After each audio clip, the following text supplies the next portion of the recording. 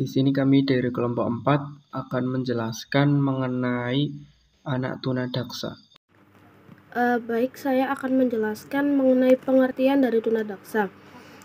Tunadaksa adalah kondisi anak yang memiliki anggota tubuh yang tidak sempurna dan disebut dengan disabilitas fisik,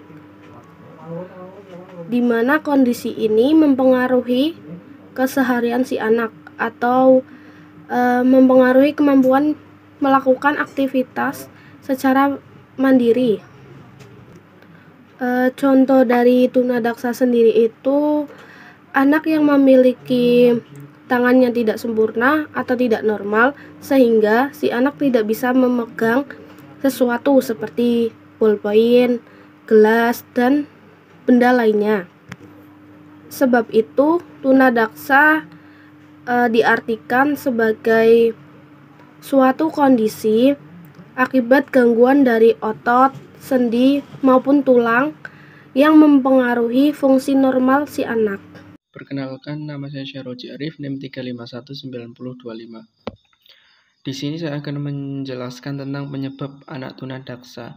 Yang pertama itu ada faktor prenatal atau saat kelahiran atau masih di dalam kandungan, ketika janin masih di dalam kandungan, seperti faktor genetik dan kerusakan pada sistem saraf. Jadi ketika anak itu masih berbentuk janin atau dalam kandungan itu, penyebab dari tunadaksa itu adalah seperti faktor genetik. Nah, mungkin genetik itu bisa dari keturunan atau mungkin dari keluarganya itu, silsilah keluarganya ada yang memiliki kelainan atau tunadaksa gitu. Dan kemudian juga kerusakan pada sistem saraf. Yang kedua itu faktor neonatal saat lahir. Nah, terjadi karena ada kendala saat melahirkan, seperti memaksa persalinan, normal saat posisi bayi sungsang, kemudian pendarahan di otak, sehingga kemudian juga penggunaan anestesi yang berlebihan. Nah, ketika seorang ibu melahirkan itu, ketika bayi ini sungsang bisa menyebabkan tunadaksa. Kemudian juga pendarahan di otak juga dapat menyebabkan anak menjadi tunadaksa. Kemudian juga penggunaan anestesi yang berlebihan juga akan menyebabkan terjadinya tunadaksa. Yang kemudian ada faktor postnatal atau setelah lahir. Nah, disebabkan oleh suatu penyakit seperti radang selaput otak atau meningitis, kemudian juga benturan keras di kepala saat anak terjatuh. Jadi ketika anak itu terjatuh dan kepalanya itu membentur entah itu apa lantai atau apa, itu bisa menyebabkan anak itu terkena menjadi anak tunadaksa.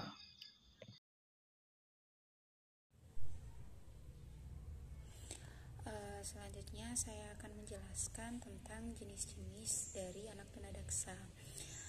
Jenis-jenis anak tunadaksa ini dibagi menjadi dua, yaitu yang pertama kelainan pada sistem serebral dan kelainan pada sistem otot dan rangka. Yang pertama yaitu kelainan pada sistem serebral.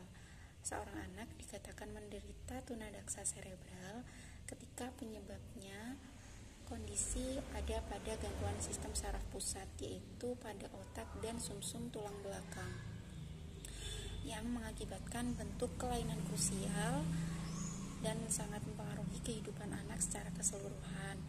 Kemudian, anak dengan tunadaksa serebral ini mungkin masih memiliki anggota tubuh yang utuh dan lengkap, namun ada beberapa anggota tubuh yang lumpuh atau disfungsi. Kemudian, yang kedua adalah kelainan pada sistem otot dan rangka. Anak tunadaksa ini merupakan anak yang memiliki kelainan pada anggota tubuh, yaitu pada kaki, tangan, sendi, dan tulang. Selanjutnya terbagi dalam beberapa jenis yang disebut dengan yang pertama yaitu poliomyelitis, yaitu kondisi otot yang mengecil akibat dari adanya infeksi virus polio. Akibatnya adalah anak menjadi lemah dan ini sifatnya adalah tetap. Kemudian distorsi otot, yaitu kelumpuhan pada fungsi otot yang sifatnya progresif, artinya akan memburuk seiring berkembangnya usia pada anak. Kemudian spina bifida atau cacat lahir ketika tulang belakang dan sumsum tulang belakang tidak terbentuk secara sempurna pada anak. Perkenalkan, nama saya Safira Libriana, NIM 3519030. Di sini saya akan membahas tentang karakteristik tunadaksa. Di dalam karakteristik ada 5. Ada 5 karakteristik tunadaksa. Yang pertama, karakteristik akademis. Umumnya, tingkat kecerdasan anak tunadaksa yang mengalami kelainan otot dan sistem rangka adalah normal. Sementara itu, anak tunadaksa yang mengalami kelainan sistem serebral memiliki tingkat kecerdasan yang bervariasi. Misalnya, idiosi atau kebodohan. Yang kedua, karakteristik sosial atau emosional. Selanjutnya, karakteristik anak tunadaksa dapat dilihat dari aspek sosial atau emosional. Mereka mungkin merasa dirinya cacat, tidak berguna, dan menjadi beban orang lain. Kondisi ini juga bisa mengakibatkan timbulnya sejumlah emosi seperti mudah tersinggung, mudah marah, rendah diri, dan pemalu. Yang ketiga, ada karakteristik fisik atau kesehatan. Selain mengalami cacat tubuh, karakteristik fisik atau kesehatan anak tunadaksa adalah sakit gigi, berkurangnya daya pendengaran atau penglihatan, gangguan bicara, dan lainnya. Selain itu, dilihat dari aktivitas motoriknya, kelainan tunadaksa menyebabkan anak hiperaktif, tidak mau diam dan gelisah, atau hipoaktif, gerakan lamban, kurang merespon rangsangan, dan tidak ada koordinasi. Yang keempat, karakteristik bahasa atau bicara. Karakteristik bahasa dan bicara juga dialami oleh sejumlah jenis tunadaksa.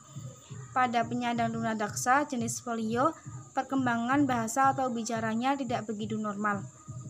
Sementara itu, gangguan bicara pada penyandang cerebral palsy umumnya berupa kesulitan artikulasi. Sekian dari saya, kurang lebihnya mohon maaf. Saya akan menjelaskan tentang perawatan untuk anak tunadaksa. Nah, beberapa program rehabilitasi untuk anak tunadaksa, yaitu yang pertama itu ada terapi okupasi atau program perawatan khusus agar penyandang disabilitas hidup lebih mandiri melalui berbagai latihan untuk meningkatkan kemampuan fungsional dan keterampilannya dalam kehidupan sehari-hari. Nah, jadi terapi ini fokus kepada agar si anak yang menyandang tunadaksa itu dia bisa mandiri, baik itu kemampuan fungsionalnya atau keterampilan dalam kehidupan sehari-hari, mungkin makan, minum, buang air kecil, dan lain sebagainya. Kemudian ada fisioterapi. Nah, program rehabilitasi mulai sarana fisik seperti olahraga dan elektroterapi yang disesuaikan dengan kebutuhan. Contohnya seperti perawatan ini adalah mempertahankan dan meningkatkan kekuatan kelompok otot serta mencegah perkembangan demorfitas atau kelainan bentuk anggota tubuh. Nah, kemudian yang terakhir itu terapi wicara, program perawatan dan pelatihan khusus agar penyandang disabilitas dapat berkomunikasi secara efektif. Nah, terapi wicara ini lebih fokus kepada agar si anak itu bisa berkomunikasi secara lebih efektif atau secara lebih mudah